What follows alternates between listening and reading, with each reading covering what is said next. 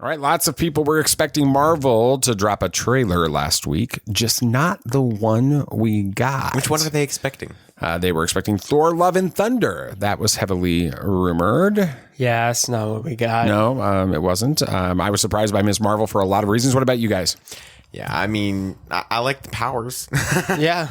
Yeah, no, it definitely looks very different than anything we've gotten in the MCU before, so it's going to be a fresh take. Absolutely. Maybe the surprise for me, at least, was more about having little to no knowledge about the character or the story, so Sam is going to help give us all the info we need, plus we'll talk a little bit about Kenobi and some Batman. This is Tatooine's Sons. It's true. All of it. What is the name of the porg on the Millennium Falcon? Force is strong in my family. What do you think his name is? It's a big moment. I am a Jedi, like my father before me. Maybe Turbis? Do or do not. There is no try. Turbis? Pablo, if you're listening to this live stream, that porg's name is now Turbis. It's a good Star Wars name. We're not done yet. These guys recorded an awesome podcast called Tatooine Sons. Everybody was Savannah did not even realize midnight was happening, that it was a thing at all. Like, she had no clue about it whatsoever. This actually hurts my soul. Because if your girlfriend loved you, she would listen to our podcast. And I say that knowing the fact that my own wife doesn't listen to this podcast. So welcome to Tatooine Sons, a pop culture podcast, the only fan podcast to name a canon Star Wars creature and to be endorsed by Ryan Johnson. We believe that pop culture is the mythology of our generation, that there is a story, it is written on our souls, that these myths speak to that story, and that is why we are talking about the first trailer for Ms. Marvel, the official plot summary for Obi Wan Kenobi. Is it Obi-Wan or Obi-Wan? Wan. It is, okay. And some irresponsible speculation about the sequel to The Batman. I am David. I am the dad. Hi, Dad. Hi, Dad. Hello, gentlemen. I'm honored to be joined every week by my two amazing sons, BB Nate. Yes. If we're talking Batman, I'm going to probably expect that's you. Yes, well, we are still waiting for a sequel announcement for the Batman 2. But in the meantime, let's speculate about what we are hoping to see in it. Yeah. Absolutely. What about you, Samuel the Hutt? Well, if you're anything like us, you probably know next to nothing about Ms. Marvel, but that's why we're going to talk about her in light of the recent trailer. Absolutely. Dad, what about you? Yeah, it's only 2 sentences long, but that isn't going to stop us from spending 15 minutes talking about what we learned about the Obi Wan Kenobi story. True Star Wars fans do. Absolutely. Thank you so much for listening to the show. If this is the first time that you're listening to the show, welcome to Tatooine Sons. We are thrilled to have you here. We hope that you enjoy your listening experience. If you're a returning listener, thank you so much for coming back. And we want to know what's wrong with you because you're back. No, thank you so much for being a part of this. If you haven't subscribed to the show or following the show on your podcast app, please do that so that you get updated every single time a podcast episode drops. This Friday, we've been talking a lot about the Heroes Journal the last few weeks. We're going to continue to talk a little bit about that on this show, but I wanted to have the creators of the Heroes Journal come on and really give us the story behind it and walk through why they did what they did with it. And so Nick and Kyle from the Heroes Journal are coming on the show. It was a really fascinating conversation when I recorded it earlier this afternoon and edited, and it's already in the can, but it doesn't come out till Friday. So, because that's how it works. That's the way that this works. But enough talking about what we're going to talk about. Let's talk about what we're talking about. Samuel the Hutt. Yeah. Well, Marvel, much to the surprise of many fans, recently dropped the trailer for the upcoming series Ms. Marvel. So we'll be taking a look at the character of Ms. Marvel for anyone unfamiliar, ourselves included, as well as a little bit of a reaction to the trailer itself. Be on your guard. There are older and fouler things than orcs in the deep places of the world. All right, then, keep your secrets.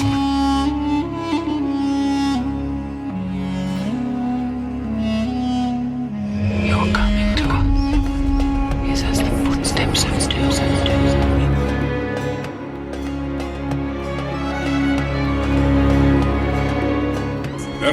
magic rings in this world, Bilbo Baggins, and none of them should be used lightly. I don't think we saw this, but there was No, we there was. totally Well, Yeah, I mean, there was a devil it was ears. the girl with the devil horns. It's obviously Mephisto. I don't know what else it could be. I mean, I think it's confirmation. Did you watch the new Rockstars video? No. No, because Eric Voss has been the one that's been behind the Mephisto thing the whole time. He's like, he literally was like, it's like they're trolling me now. Right. Is what they yeah, said. no, that's what it feels like at this point. But before we can go any further, I want to get y'all's one-word reaction to the Ms. Marvel trailer. Nate, you're up first. I'm not sure if I can give one word, but two probably. Okay. Cautiously optimistic. Okay. That's I think fair. that's fair. That's fair. Hyphen it. Hyphen. I'm intrigued, but worried. Okay. So we'll see how it goes. We'll talk about that. Yeah. Yeah. Dad, Is it what my about turn? I haven't thought about it. One word to describe. This is going to come across wrong, so I'm going to go ahead and explain after I say it. Okay. Okay. I'm going to use the word lackluster. And the reason I'm using that word is not because I don't think that if you're a Miss Marvel fan, I guess that this trailer was probably phenomenal. Yeah. I don't know anything. I didn't know anything about this character. I don't know anything about the story. It's not a new character. I mean, not an old character at all. Well, I talk about that. Yeah, Okay. Yeah. I mean, so the reality is I didn't know enough about it to care about it. So for me, it felt lackluster. I watched it and I kind of was like, okay. Yeah. You know, it was a Marvel trailer, but there was no connection to the story. So that was hard for me. That's a good I'm point. hoping that it changes as we watch and the character, you know, we develop a relationship with the character. So Yeah. Yeah. I guess my word would be, I guess it's kind of two words, but my word would be different, but it like feels different than anything we've gotten in the MCU. It definitely feels geared towards a younger audience, which is not a bad thing by any means. No, not at all. So I think that's cool. But before we go any further, let's give a little like Ms. Marvel snapshot as to what her character is, just like a little synopsis from the comics. She is a Pakistani American growing up in Jersey City. Kamala Khan, because they like did the name in the trailer and they like mispronounced it or whatever, so I have to make sure I get it right. Kamala Khan idolized superheroes like Captain Marvel, never dreaming she'd have the opportunity to join her role models in safeguarding society from the forces of evil. With an inhuman ability to alter shape and size, the newest Ms. Marvel employs an idealistic attitude as much as any power to make the world a better place. Now, just based off of that description of her character, what are your thoughts on this so far? Dad, for you first, because you have a little more exposure, Nate. Yeah, for me, the first thing I think of with Inhumans is I think about the Inhuman series that fell apart, and I think about the moments where they were introducing Inhumans in Agents of S.H.I.E.L.D. and like the Cocoon moment and all of that. So all of that moment is what I feel like they bring in here. Different character. I mean, she's, you know, being a Pakistani American, that's going to be an interesting storyline with it. So, but I'm so far removed. This is kind of where I was feeling watching it. Okay. When I hear that description, I'm so far removed from that type of character. And that doesn't mean that I don't think that this character is important or that lots of people are going to love this character, but I'm not hard for you to relate. A teenage Pakistani girl living in New Jersey. Yeah. You know, so I don't have any common ground to connect with. That's a good point. When I watch things like Captain America, when I watch things like Iron Man, when I watch things, you know, any of those things, I'm like, there's at least an adult and there's storylines that I can connect with it. I don't have those storylines with this. So all of that makes it feel like, okay, I just have to kind of watch and see what happens with it. So. Yeah, that's fair. That's the problem with going with teenagers, because teenagers can relate more to adults because they've gone through more stuff. But teenagers, when stories tell, you know, have stories about teenagers, it's hard to relate to the adult side of it as well. So yeah, it's difficult. But I mean, you've got things like Peter Parker, and that seems to resonate with almost everyone in some way to an extent. But Nate, what are your thoughts? But that even with that, let me stop there though, because Peter Parker's a character I know. That's a good point. Spider-Man's a character I know, right? I have a relationship with him. I grew up with Spider-Man. I grew up with Peter Parker. So I can connect with that. I'm not saying this is bad. I know there's people that are going to be listening to this that are acting like, you know, I'm acting like some middle-aged white guy that's like wanting it to all cater to me. I'm not asking anybody to cater this show to me. I'm just explaining why I don't feel a connection to this show. Does that make sense? I absolutely feel the same way. It definitely feels like it's geared geared towards a certain audience, which is, again, not a bad thing. That's what media is for. It's for audiences. And we're just not really that target audience. We'll watch it. We'll probably think it's fun because it's Marvel, but it is definitely harder to relate to this character. Nate, you've had a little bit more exposure to Ms. Marvel. A little bit. Because you've played the Marvel's Avengers game, and she's the main character in that. But, what are your thoughts on the character overall, just based on your experience? It's really interesting to see this character, and I'm excited to see how she plays into the MCU being such a new character in the comics. I'm really excited to see how they go with that. I think that it'll be overall a really well done character for the MCU. I feel like it's going to fit the vibe of the MCU very well, especially with her backstory and her powers and everything and how she acts. She's kind of like the female version of Peter Parker. I'm getting that vibe. The idolizing the superheroes and all that stuff. I get that vibe from her. So I'm excited to see how it's going to play into the MCU. Yeah, very cool. Now, in the comics, how she got her powers was, like you kind of talked about this a little bit, Dad. She was exposed to a Terrigen mist released by Black Bolt of the Inhumans. Okay. And then she discovered her new powers and decided to take on the persona of her favorite superhero and role model, Carol Danvers, to protect Jersey City. Now, I don't think that they're going to go that route in this series, and we'll talk about that a little bit more when we talk about the trailer itself. But based on that, do you think that there's any chance they try and redeem the whole Inhumans storyline, or do you think they go a different route? I think that they're going to have to do something different with Inhumans, because that show was just ripped, and to the point where it's not even on Disney Plus right now. Wow. They put Agents of S.H.I.E.L.D. on Disney Plus, but Inhumans isn't. So. And they put the entire Defenders universe on there. They've got the Agents of S.H.I.E.L.D. on there. They are acting like Inhumans didn't happen anymore, so I don't think that's going to happen. So do you think they ever revisit those characters in a different way? Yeah, I think that they will have other actors playing them. I do think they revisit them, but I don't think that it'll be following the storyline of Agents of S.H.I.E.L.D's Inhumans, I guess, just because it didn't work. But I think that they're going to be trying to do the same thing with, say, Danny Rand from Iron Fist. Yeah, good point. Because he wasn't received very well. So they can do variants. They can do what they want to do, just have different actors playing them. Yeah, that's a good point. Yeah.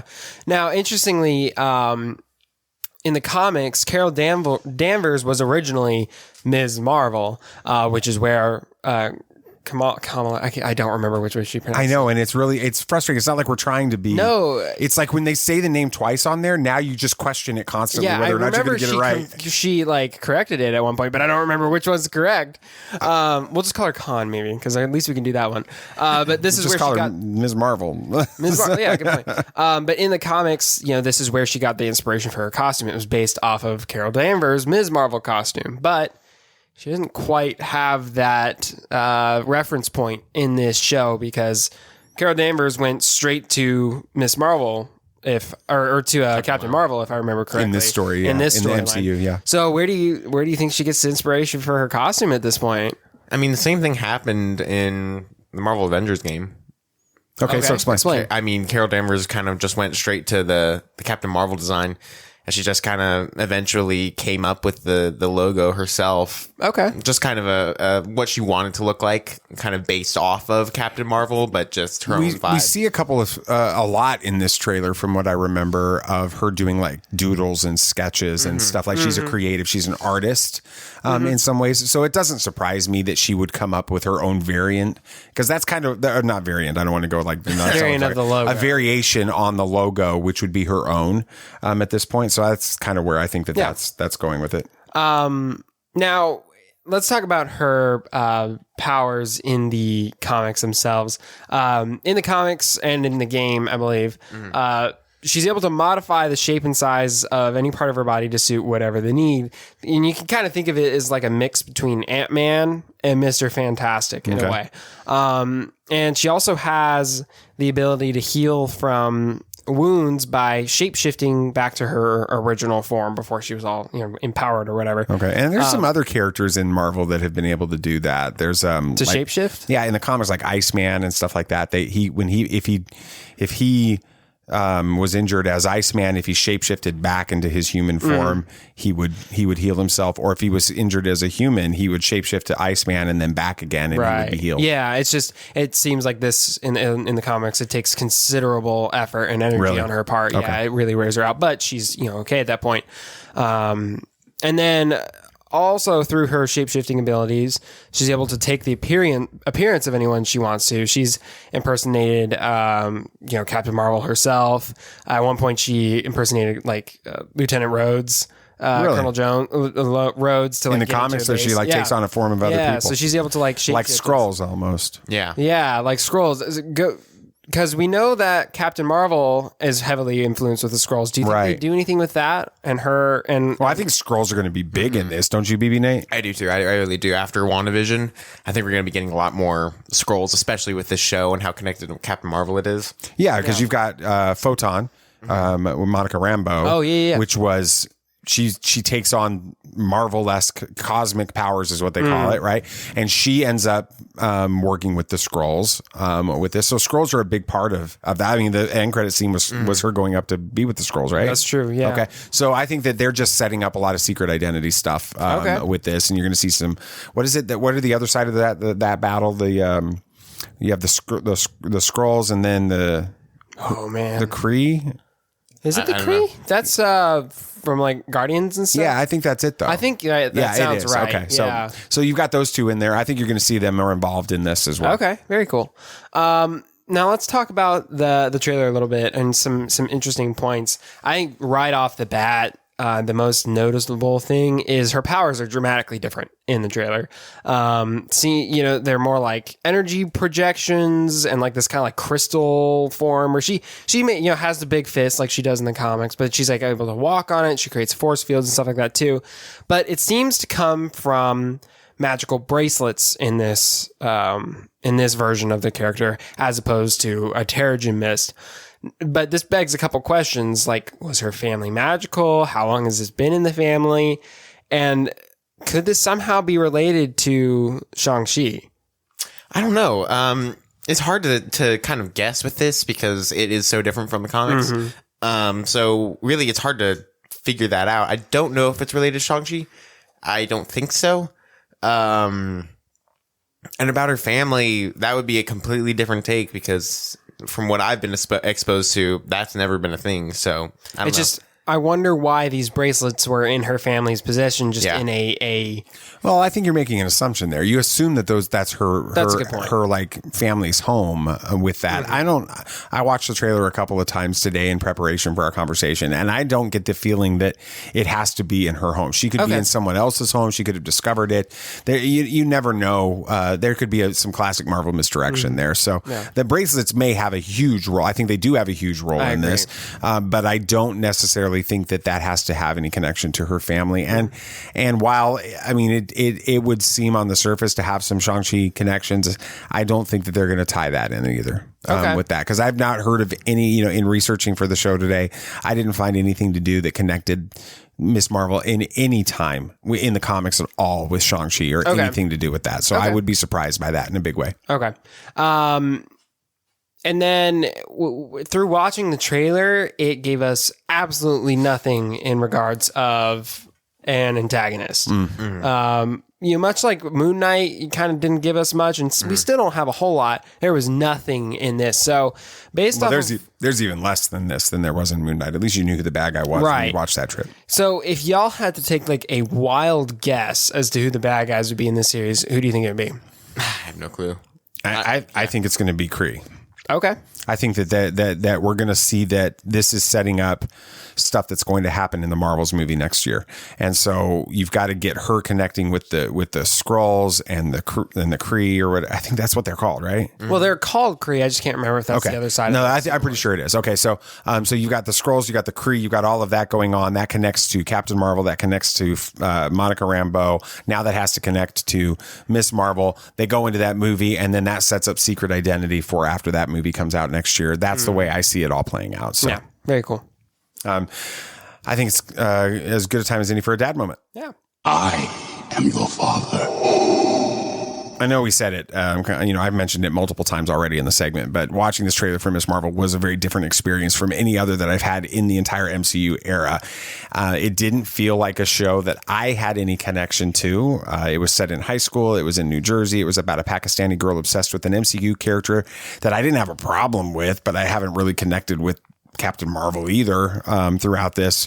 And then the presentation on the trailer was also very different with it. There was, a lot of different comic book type things that were popping up in it. It just felt very different. There was a part of me, I think my words that I said to you, BB Nate, when we got done watching it was, it feels like this show might be better suited for the Disney Channel, not Disney X or Disney Plus, because it just felt like a Disney Channel show with it.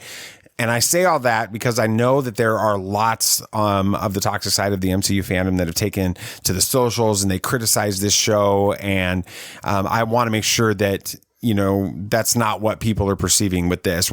There's already cries, though, of this show's about kind of a woke agenda because Kamala Khan is Muslim.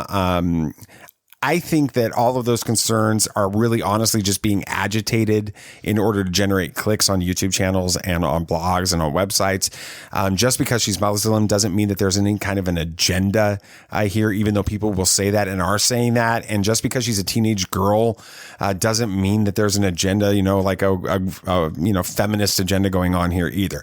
Yes, this show feels very different, but in the end, we should actually take time to outwatch the show before jumping into any conclusions about agendas being forced on anyone. My advice, for anybody listening and for you guys, not as you listen to crazy clickbait YouTubers, but just make sure that everybody just turn off the clickbait for a while.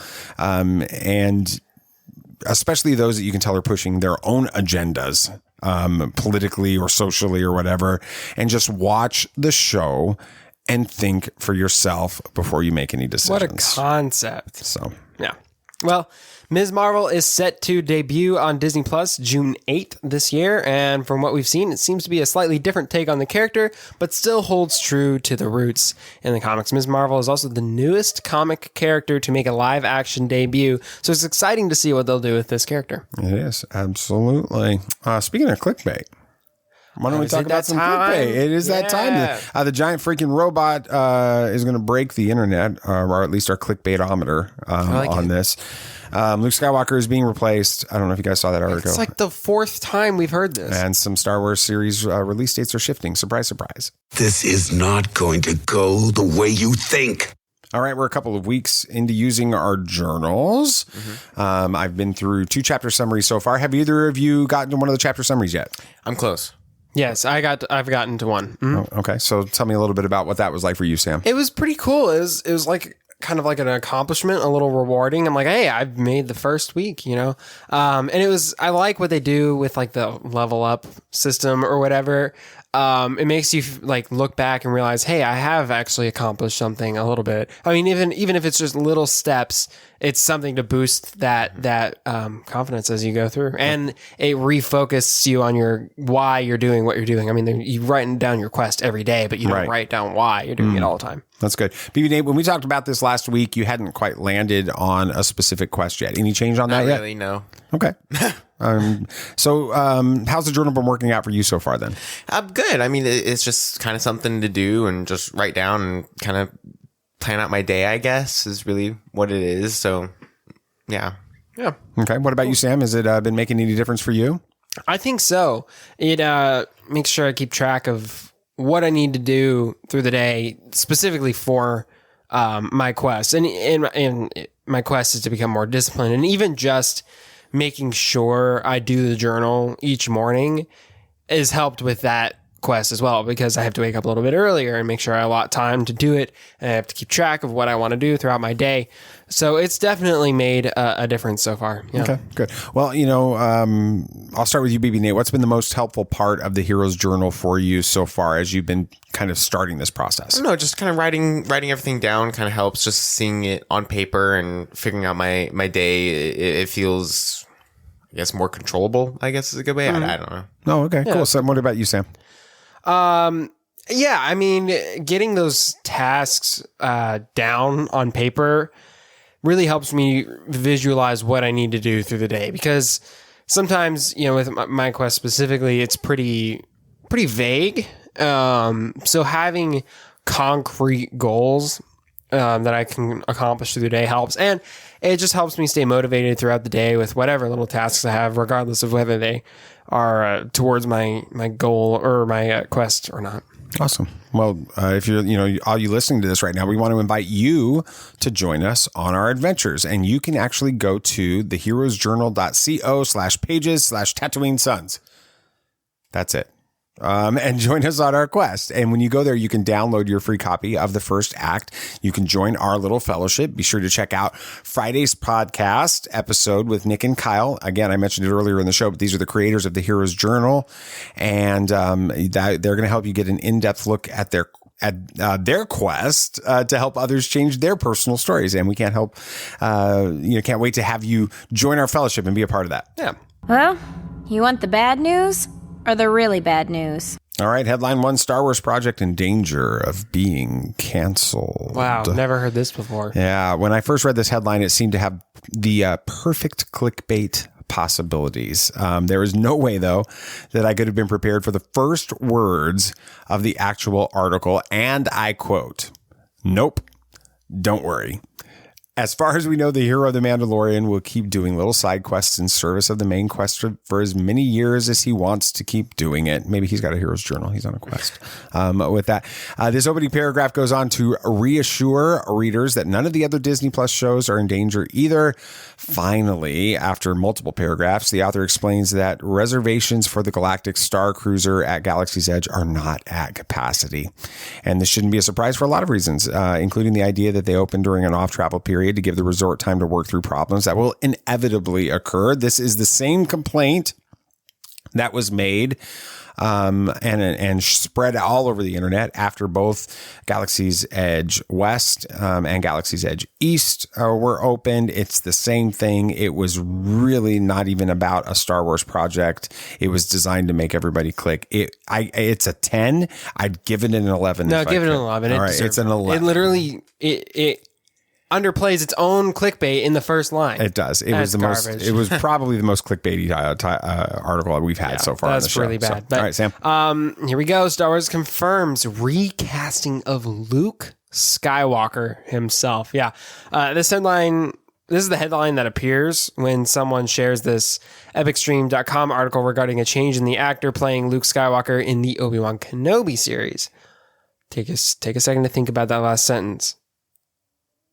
Did you figure it out? It's not talking about replacing Mark Hamill, which is what you, of course, thought when you heard the headline. Right. It's talking about a casting change regarding who played the young version of Luke in the Kenobi series. Nothing of significance. And a casting change that happened before they even filmed. Yeah. So literally. So it really isn't a casting change, really is. No. Okay. This gets to level 9. Yeah. Okay. Yeah. All right, baby Nate. After removing one series, Star Wars release schedule changes again. Man. There's almost too much that's off in this article to cover. It links to a previous article claiming that season 2 of The Bad Batch has been delayed until 2023, and then has absolutely no evidence confirming this. Then it references a rumor that Andor might come in June, claiming that's earlier than it previously was confirmed. But the series release date has never been confirmed in any source, and the whole article is balderdash. I just wanted to make you say balderdash. What does that even mean? Clickbait level 10. Balderdash, poppycock, humbug.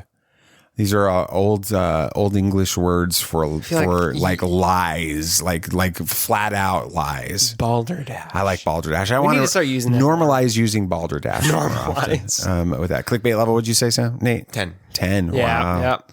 All right. Is it my turn? Mm-hmm. I believe I'm going to keep going. Yeah. All right. I honestly don't know if it was a leak or an official release. All I know is that suddenly the plot synopsis for Obi Wan Kenobi was all over the internet. It's short, but it's going to give us a lot to talk about. Bulky religions and ancient weapons are no match for a good blaster at your side, kid.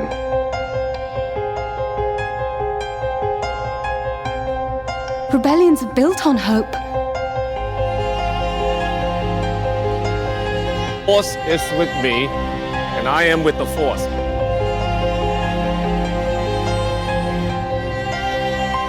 If you live long enough, you see the same eyes in different people. The Lego Star Wars Complete that saga come out? April or Skywalker 5th. saga? April 5th? That is not far at all. Have we pre-ordered it yet? No. That's the day after you're interviewing the executive producer of the Batman. No movie, Nate. pressure. Did I just spoil that? I think you did. I did. We'll talk about that a little bit later. That's pretty cool. So anyway, oops. All right, let's talk a little bit about. That's the first thing I thought of was like April 5th is the day after April 4th. April 4th is the day. Is the day. If you want to hear what it is, you got to go back and listen to it. Yeah, there's a little spoiler we threw in there. Spoiler alert. I should turbis over that just so people don't hear it. That's our censor button. All right. Here's the plot summary. Like I said in the teaser, it's only a couple of sentences long. But I honestly, the more I read it, I was desperately looking for some Star Wars content to talk about. And I was like, kept coming back to this. And then I stopped and read these 2 sentences. And I'm like, there's a lot to talk about in this. Here he goes. During the reign of the Galactic Empire, former Jedi Master Obi Wan Kenobi embarks on a crucial mission. Kenobi must confront allies turned enemies and face the wrath of the Empire. All right, before we dig into any of those details that I'm so excited to talk about, I'm going to go with you first, BB Nate. What's your reaction to the synopsis? Very exciting. I'm loving the story that they're going to be going with. It feels a lot. It feels Star Wars-y. It feels so good. It feels good with Kenobi. I'm excited to see what's going on with this. I don't know what his crucial mission is. I mean, we know the whole allies turning into enemies. We know who that is. That's Vader. But I'm really interested in seeing how this goes. And it could be Inquisitor too. Grand Inquisitor. I hope. Well, we'll talk about it. We'll talk about it. And I'm going to question one of your statements in a little bit. So we'll come back to that. Samuel, your reaction.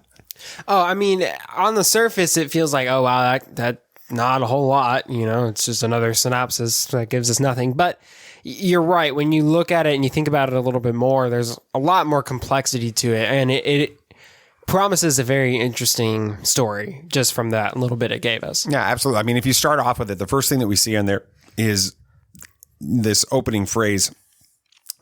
That he's going to, or this opening idea that he's going to be going on a crucial mission. Mm-hmm. So, it seems that Obi Wan Kenobi isn't leaving Tatooine to take some heat off of the young Luke Skywalker, like we talked about. We thought maybe the Inquisitors found him and he had to flee, and that's why he's leaving Tatooine. But that doesn't sound like what's going on with this. The summary suggests he's actually going to be sent on a crucial mission. So I'll start with you, Samuel the Hutt, and then come back to you, BB Nate. What do you think could be so important that he's going to abandon watching over Luke, and who is sending him on this mission? Well, I think as to who, it almost certainly has to be Bail Organa. I feel like that's just, it would fit the best. It leads into episode 4, but this isn't far off the heels of episode 3, so we know that there's still about halfway between. Yeah, so I mean, there's definitely could still be a relationship there. So I think that makes the most sense. As to what could be so important, I mean, there's so many different things that it could be. I honestly can't form an idea just because it's such a vague statement. What could be so important that you need someone as adept as Obi Wan Kenobi to do it, and that's so important that he's willing to accept it and leave his post that he was put on by Yoda himself, right? Mm-hmm. So, I mean, it's got to be a huge deal, but I don't know, maybe it's like an idea where they think they can put a blow to the Empire, some one-off mission. We've got to do this, so they hire the best of the best. Obviously, it doesn't work, and maybe that's why Vader's there. It's such an important location. I don't know. That's a really good point. Sam, BB Nate, what do you think? Yeah, I'm really curious on what this crucial mission could be. Like Sam said, we have no idea what it could be. It's very up in the air about whatever it is. I do think that it's important to remember the fact that Vader, when something's important, you know it. Because honestly, when we're playing Fallen Order, you're thinking, Cal Kestis isn't going to be that huge of a deal for the Empire. And then at the end of the game, Vader shows up because it's that important. And I think we do see the same fortress from the end of Fallen Order in this trailer. So it's very interesting that they're connecting those ties. And I mean, didn't Bail Organa mention Obi-Wan in Rogue One? Yeah, he sends Leia on the mission and says, my old friend, you know. So that's for sure. Of course, Bail is still in contact with Obi-Wan. He knows that he's going to be doing missions. So, and he apparently knows where he's at because he sends Leia to Tatooine. So I really do think that we're going to be seeing Bail in the series, at least. That'd be cool. I know we're confirmed to be getting Bail in the Andor series. It makes sense that if they're going to bring him into Andor, they could be, as they're filming simultaneously, they could also film Bail scenes for the Obi Wan Kenobi series, and you wouldn't know it. And so I think they were definitely getting some more Bail Organa, which is cool because he was a really good character that didn't get a lot of screen time in the prequels, but he was a great character for it. And it helps create more of that world building so that when you watch Rogue One and then you move into the destruction of Alderaan and everything, that makes it a much more heavy storyline with that. As far as the crucial mission goes,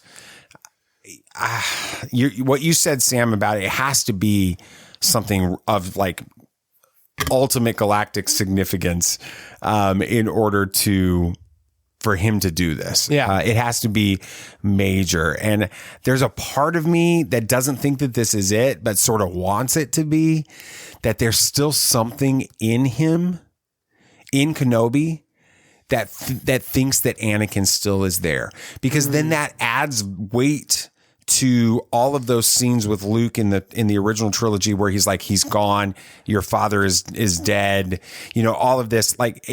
So what if, I don't know. I mean, what if the mission is by Qui-Gon? Maybe he has this Force Ghost moment with Qui-Gon, and Qui-Gon is like, I need you to go and save that little boy. He's still there. Maybe Anakin is having some conflict, or Darth Vader's having some conflict, and Qui-Gon sent. I mean, for me, that's the weight, the heaviness of the mission is Qui-Gon Jinn from the Force. Kenobi's Jedi master sends him to go try to rescue and bring Anakin back to the light side.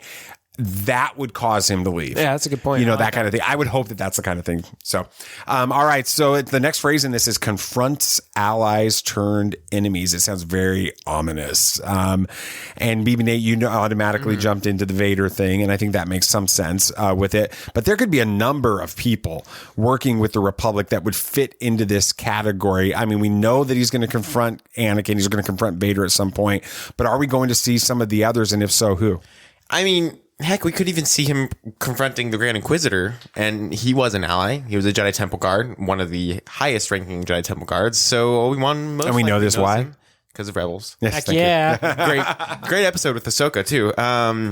Is where we learned that. But I really do think that could be one of them. Other ones, I'm not 100% sure of who it could be. It's hard because there's a lot of, I mean, you could go with some of the clones, maybe. That's a good point.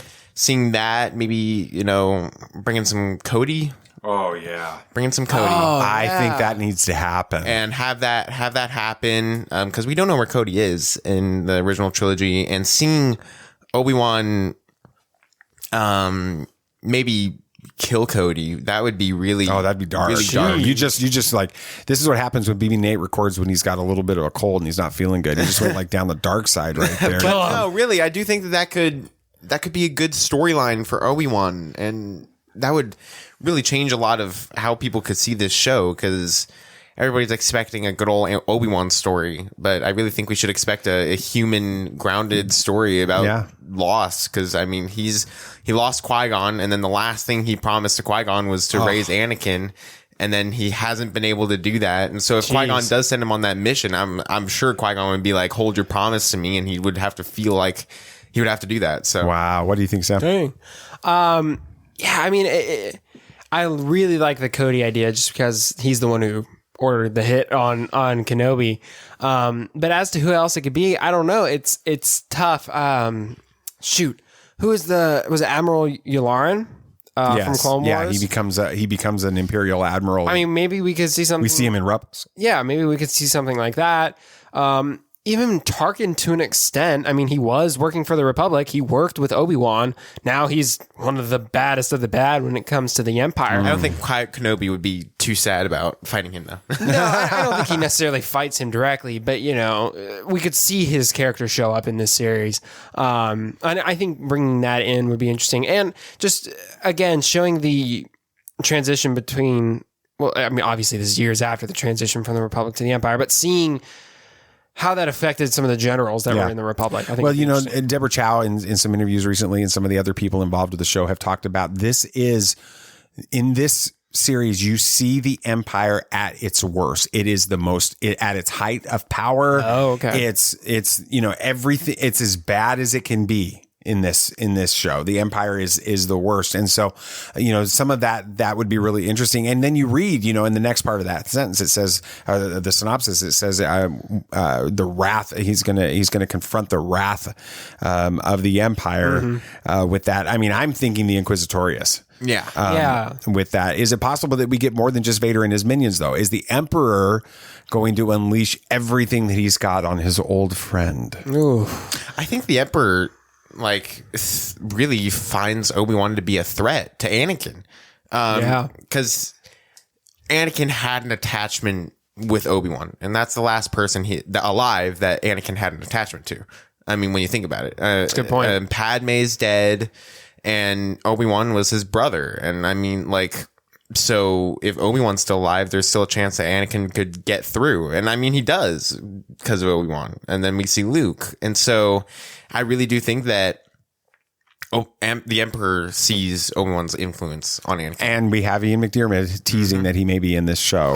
So cool. With that. What do you think, Sam? Do you think that we get the Emperor unleashing the full Empire on Obi-Wan Kenobi? I mean, I hope so. I hope we get to see Obi-Wan go ham on some stormtroopers and stuff. I mean, we see him do it to an extent in episode 3, and we know he's pretty awesome because of that fight with Anakin at the end. I want to see that again because, let's be honest, episode 4, after you hop off of episode 3 to that fight, it's pretty anticlimactic. We know why that's the case because it's an old movie. But I hope we get to see Ewan McGregor as Obi-Wan Kenobi fighting the Empire. Not fully slicing up stormtroopers, but he's going ham on some stuff. I think that would be pretty cool. And yeah, some fights with the Inquisitors would be really, really cool. I cannot even begin to tell you how, I was excited about this show. I've been excited. This is the one for me. I mean, it's Ahsoka for sure. Nate.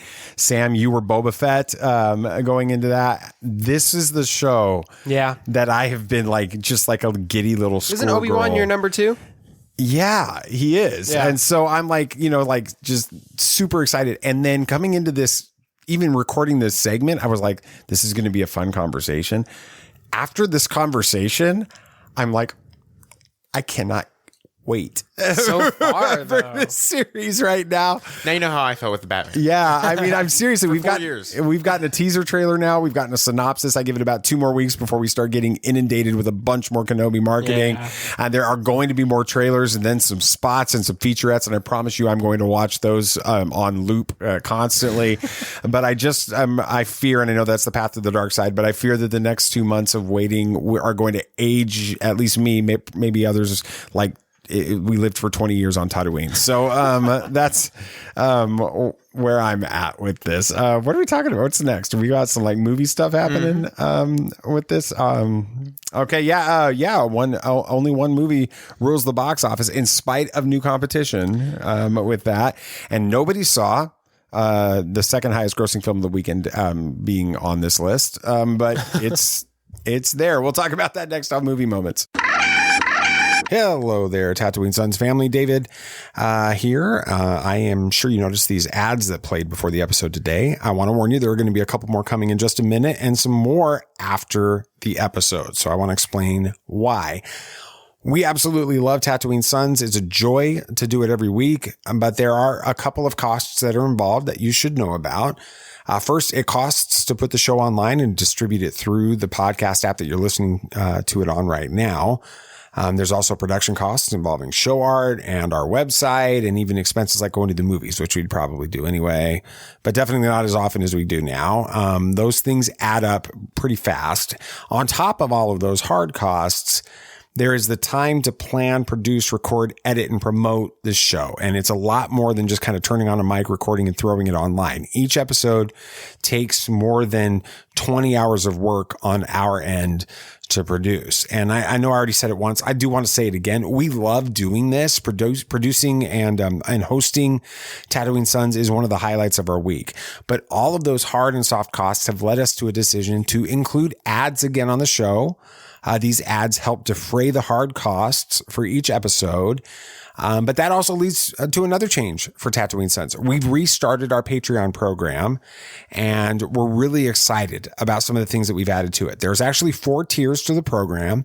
The tiers start at as little as $5 a month to give you access to the show completely ad-free, along with our weekly interview series, which will be moving to Patreon and becoming an exclusive benefit, and then access to our Patreon community of positive, friendly, and passionate fans who love talking about Star Wars and Marvel and DC and Lord of the Rings and so much more. And from there, the benefits just continue to go up. So if you love Tatooine Sons and you want to help us continue to produce positive, family-friendly conversations about the stories that you love, then you now have a couple of different ways that you can help us. You can continue to listen to the show as you always have, with a few ads inserted here and there to help cover our costs, or you can join our Patreon family for ad-free listening and so much more, whichever you choose. I personally want to thank you for being a part of our Tatooine Sons family.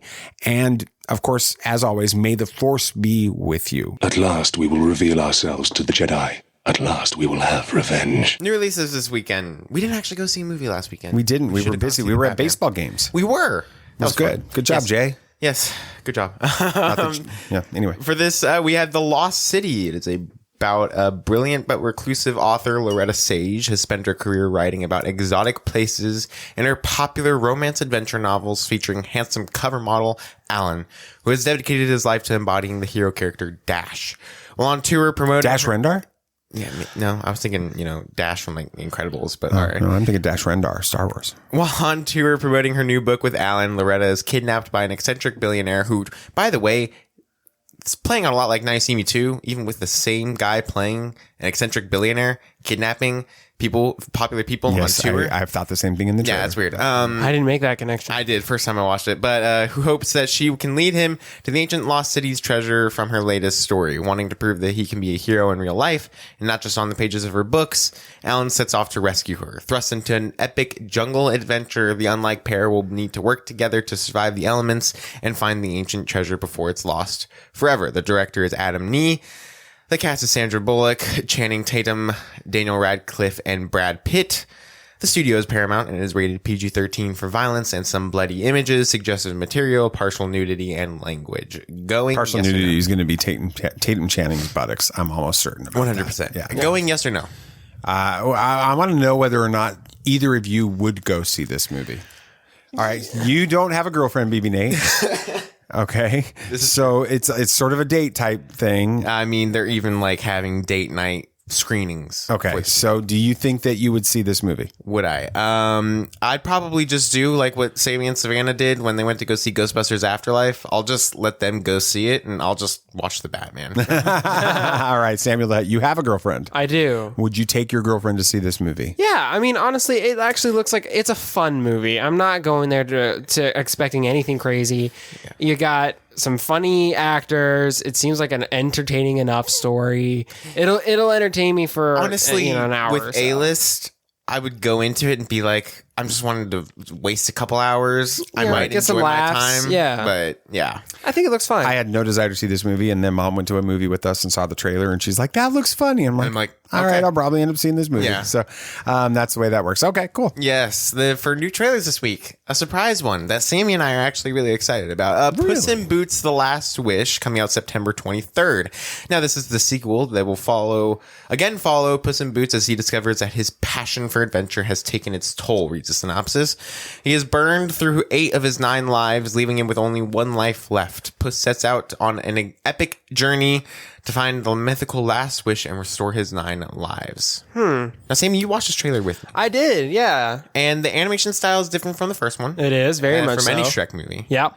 but it looks like a lot of fun, and I'm definitely going to see this one. Wow. Absolutely. I mean, we loved the first Puss in Boots. This is one we could get Mom to go see with us too. Then, Yeah, I mean, it looks like a fun little sequel. Weird that it's coming out so many years later. Yeah. I mean, when did Puss in Boots come out? Was it's like somebody during the pandemic was like, "We need to spend some of the DreamWorks Studios money." And Right. It's like 2013 or something. Yeah, I don't know. It was so years long ago. ago. Yeah, almost 10 but years later. It looks fun. It looks like your Puss in Boots movie. You've got who's the actor who he was in? Antonio Banderas. Yeah, you got him playing Puss in Boots. He's always fantastic. So yeah, I'm excited for it. Very cool. Yeah, I don't know. It looked fun. For box office results this weekend, The Batman, surprisingly, just kidding, it is at the top with 36 million domestic, almost at 600 million worldwide. It cleared it as of today. They announced that it cleared That's it. incredible. For second place, the anime fans were out in force this weekend with Jujutsu Kaisen 0, the movie, with a 17 million domestic intake and 129 million. That's worldwide. the number right there. Yeah. When you look at the worldwide number of 129 million, that's just stunning. Yeah. For a movie that I haven't seen a trailer for. No, I didn't even know it was coming out until I was just scrolling around just on AMC. amazing. And for third place, congratulations, Uncharted. You're still floating with 8 million domestic. That's a strong showing this far out. Yeah, 337 million worldwide. That's so if awesome. they don't announce a sequel pretty soon, I'd be surprised because Let's that's do it. really well. That's really Make hot. it so. Yes. See, that might be the first Star Trek reference we've had on When this is that? show. What is that from? Oh, I was that's going to make a con reference earlier. Captain but Picard said it all the time. Make it so, number one. I never watched New Generation. Next You didn't Next watch any of them. You watched like the J.J. Abrams verse. Those are good movies, though. Great movies. That's it. They are good movies. I even Actually, like. I haven't seen the third one still. I still haven't seen Into. I like Into the third Darkness. one is fine. Now that I rewatched it, it just feels like a Star Trek mission. Okay, we're having a squirrel So it looks moment. good. Yeah. Sorry about that. All right, let's continue. It's again me. So we're going to All talk right, yeah. about What are you some- talking about? Yeah, we're going to talk about some things that we want to see in the Batman 2. If it ever happens, it will. It will. There's a lot of unknown, including if it's even happening, but we can hope. Well, if we Sure. need to, we'll ask the executive producer in a couple weeks. Oh yeah, yeah. Totally. Have you ever danced with the devil in the pale moonlight? Yeah, I can fly.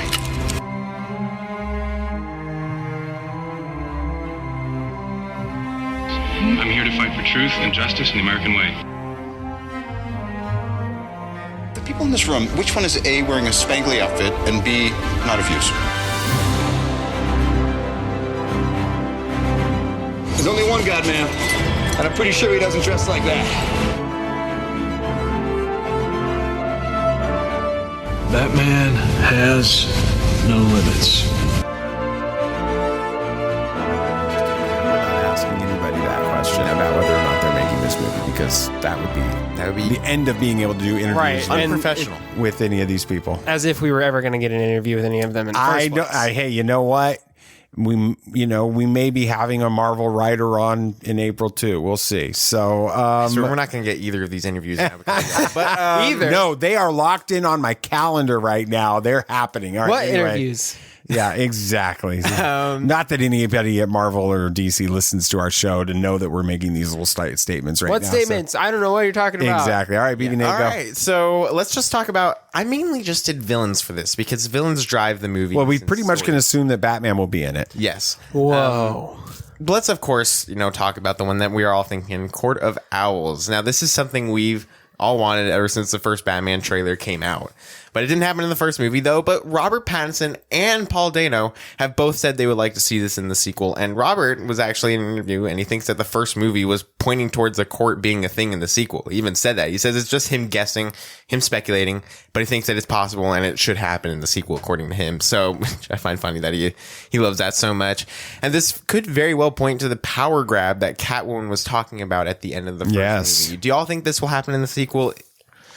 I feel like all signs point to it at this point. I mean, it's there. It's just not there. They haven't, said it yet. But ever since it started, they've been dropping the Court of Owls here and there. I read the Court of Owls comics, and they're talking about it in interviews, and they think it's a great idea. They like that idea. Robert Pattinson's like, I think it's totally happening.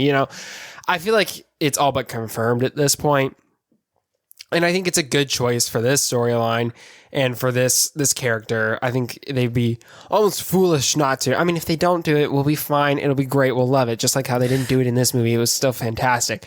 But I feel like there's a high likelihood, and it would be a really smart move on their point.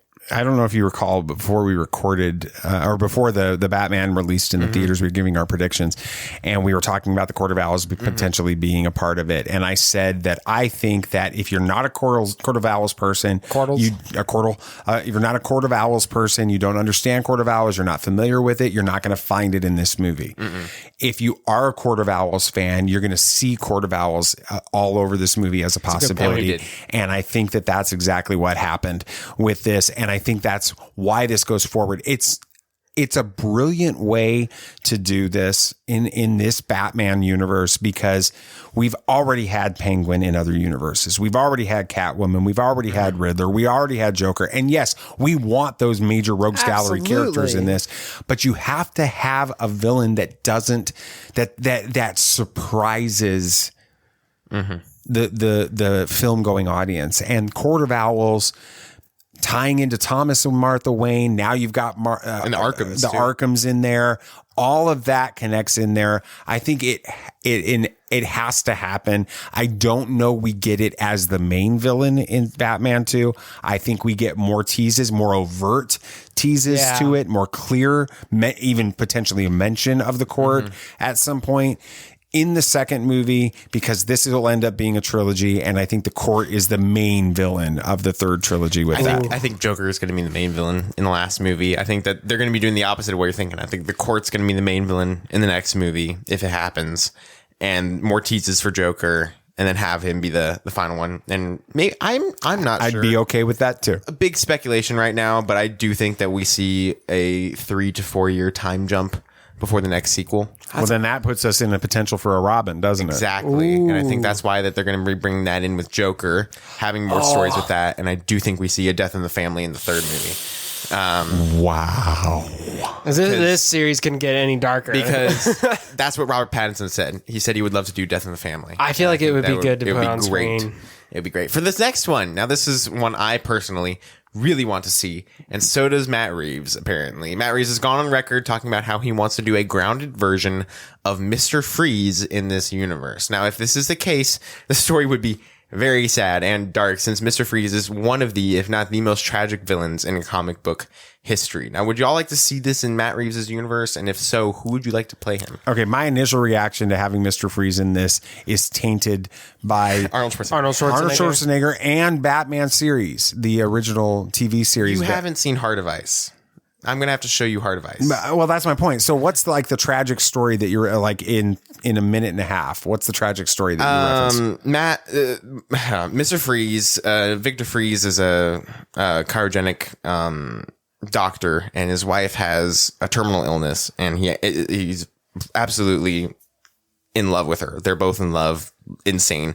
But eventually it gets to the point where he's working normally at Wayne Enterprises, and his research is being funded by Wayne Enterprises for cryogenic cures for diseases and everything. So he's working mainly for a cure for his wife. It gets to the point where Wayne Enterprises finds his work to not be useful anymore. So they cut all funding. He goes absolutely insane and has a last ditch effort to save his wife. And he puts her in a cryogenic tube and he freezes her. And it gets to the point where he loses all funding, to the point where he can't wake up his wife out of that. Okay. Now this story seems familiar. Like it was a subplot in a Court of Owls comic I read. It was the lead-in for the next arc after the Court of Owls in the end of the City of Owls paperback. Okay. That was kind of the lead-in for that. So I've read it in that. Okay. That's why it's familiar to me. And it gets to the point where he loses, it fails experiments. That's when he turns blue and has to have the suit to keep him at a constant sub-zero temperature. And he just gets to the point where he keeps going absolutely insane, trying to save his wife so many times, to the point where... So he's not a villain trying to take over the world or trying to kill just to kill. He's trying to save his wife. Okay. So what makes him a bad guy then? The fact that he turns to crime to do that normally. And it's really, if you would watch Batman, Mr. Freeze, Sub-Zero, which is the other Batman animated series, animated film, and then Heart of Ice, which are both from the animated series, you'll really understand how sad it is. I mean, I just don't know how you bring this character into this universe and it fit. He's a very superhero-y kind of character, and this series doesn't have any of that feel. I'm not saying they couldn't figure it out. They pulled it off with the Riddler, and I was kind of, that's hard to do after you've seen Jim Carrey. I mean, we're basing this off of Arnold Schwarzenegger here, but I just don't know how you make it work and it feel grounded.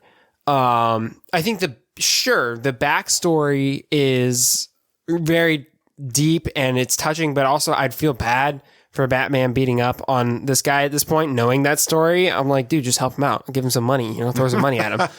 But I just don't think they go with this character in this universe. Okay. For it. Yeah. Well, and last but certainly not least, Hush. Now, Hush has been hinted at by a few things. Like a big word of Hush on the screen. Right over the movie. From the Riddler, but I personally wouldn't mind this. One problem with this, though. We know from the prequel novel and a bunch of the other stuff, Bruce didn't really have any friends growing up that we know about, so it would be difficult to tie that to Thomas Elliot. Good. Two thoughts I have with this. One, I think this is the main villain, should be the main villain of the second movie, while the court's kind of still in the background. Okay. Secondly, you said there's going to be a time jump. I think throughout this time, he is becoming more involved in the political side of Gotham and makes a friend, much like, what's his name in the Court of Owls comic? The politician. Oh, Lincoln March. Lincoln March. He forms a political friend throughout these years. 5 or 6 years. That's a fairly good, almost a Harvey Dent like relationship. Yes, exactly. Forms this huge relationship with someone. Turns out he's Thomas Elliot, and that's the bad guy. And I feel like that feels grounded for this story. It would still have an impact. You can still have him be crazy. And then you can still have the court in the background, and it's still all tied together in a way. And I mean, you can bring it to the fact that Thomas Elliot manipulates Bruce into becoming a friend, just judging by how he saw the video and blames Bruce for his father's death. That's a good point. He doesn't know that it was Maroni or Falcone. Yeah, and I don't think we have really any clear indication of who killed his parents yet. We know that it wasn't. Yeah, we don't know who killed Bruce's parents, but we do know that Edward Elliot was killed by Falcone. Right. So Thomas could blame Bruce for that, though, because he doesn't know that. That's and so a good we point. could see him try to have that happen. I think that Hush would work really well. Do y'all have any potential villains you would like to see in the second movie? Besides these, of course. Yeah, I think that we've got to go down this path with the Court of Owls. I think that's the one that makes sense. I as far as another villain, I struggle with Mr. Freeze, like I've said, but they can surprise me, and I would be pretty happy with that. So, yeah. I'm trying to think of any villains that might be cool to bring in. I mean, if they did bring in another villain, I think it would be more like a little beginning of the movie fight, throws him in jail, just to kind of show he's still in the game and there's still villains, and it's kind of like that setting the world thing. But as to who that villain could be, I don't know. It feels like the rest of the villains are still pretty fantastical. Yeah, we still got Penguin out there too, and That's Penguin true. could be a villain in the second movie. That's a good point. Even Robert Pattinson has said this, but I would like to see Clayface as well. That'd be interesting. I think that'd be really cool. But now we just have to wait like 5 years for the next movie. But during that time, we will be getting the Penguin show. So at least and Gotham PD. That. And it's more Arkham Asylum now, which is okay. Well, excited about that. Mm-hmm. All right. Anything else you guys want to talk about? Anything else? Yeah, Dad, you'll like this one. Loki writer had a Miss Minutes award speech pre-recorded for the Writers Guild Awards. You would have loved that. I so am ready for a Loki season 2 and so not wanting to see Miss Minutes on screen again because she terrifies me. Just a random character. It does. It really does terrify me. That's great. But the Dune Part 2 script is finished. Go ahead. I figured out why she's terrifying to you. Oh. It's because you're old and you're worried that your time is limited. So she's like a personification. No, of your she's creepy and her eyes are freaked out. All right. Yeah. So. All right. Well, yes, the Doom Part 2 script is finished. We also got some more news on the Benny Gesserit show. Like the title is going to be called The Sisterhood. Okay. Of the Traveling Pants. No. What? No. Just ask Savannah Sam. She'll know. But yes, the sisterhood, they can't talk about it at all, really. But the writer of the sisterhood was taken off of the project for a little bit to focus on Dune Part 2, getting that script finished. And he said working on other projects they can't talk about yet. For the Interesting. Dunes, they call it the Dune Cinematic Universe. No, So, we are going to DCU. coin it DCU. right now. Hashtag Duneverse. Duneverse. Why? I like it. I'm telling you, I'm making that. Coin it. Making that one happen. The Duneverse. All right. Is that it? Is that all we're talking about? It's my turn. Christopher Lloyd joins season 3 cast of The Mandalorian, which is hilarious. That's awesome. In so many different levels, not to mention that his time machine in Back to the Future was a DeLorean. And DeLorean. And he's the man DeLorean. So it's like crazy stuff. So He's old too. He is old. I remember him all the way back on Taxi, a TV show in the late 70s, early 80s. Dang. With Tony Danza and Judd Hirsch. He's been in the game for a while. Let's see how many people I can name. Ooh, this is really cool. This is a Wayback Machine moment. Tony Danza, Christopher Lloyd, Judd Hirsch, which you would recognize Judd Hirsch. You guys would. Mary Lou Henner and Danny DeVito. Danny DeVito. Hey, that's where Danny DeVito got his start on TV. With that. All right. And on that Wayback Machine moment, we'll close this show. Friday's episode, Nick and Kyle from the Heroes Journal. Please tune in. It's not a commercial for the Heroes Journal. It's a really fascinating story about how these guys came together and Nick's story of how these types of things changed his life, these types of productivity journals, and how he's giving back. It's just amazing to do that. So check that out. And then if you do want to look at more information about the Heroes Journal, you can find the link in the show notes. We'd love for you to do that. Check out our Patreon page, and we've got tons of free content on there, guys. That free content is available. It's pretty much every day of the week. Something goes up there. We're putting dad moments up there regularly, so check that out. And thank you for listening to Tatooine Sons, a pop culture podcast. If you had a good time listening, it would be awesome if you could share this with your friends. Yeah, and of course, the show is only a small part of the Tatooine Sons world, so if you liked it that much and you want to get even more, be sure to like us on Facebook and join our Facebook discussion group, and then join us on Twitter to get in on all of the action, and you can keep up to date with everything we've got going on over there at TatooineSons.com. That is correct. Don't forget to follow the show on your favorite podcast app so you don't miss our next episode, and give us a review, please, on Apple Podcasts or Spotify or wherever you listen to podcasts. If they have a review system, we would very much appreciate it. So anything else you guys would like to say? May the Force be with you. May the Force be with you. May the Force be with you, always. This party's over. I like that Wookiee. Don't get technical with me. Join, please. Yep, yep.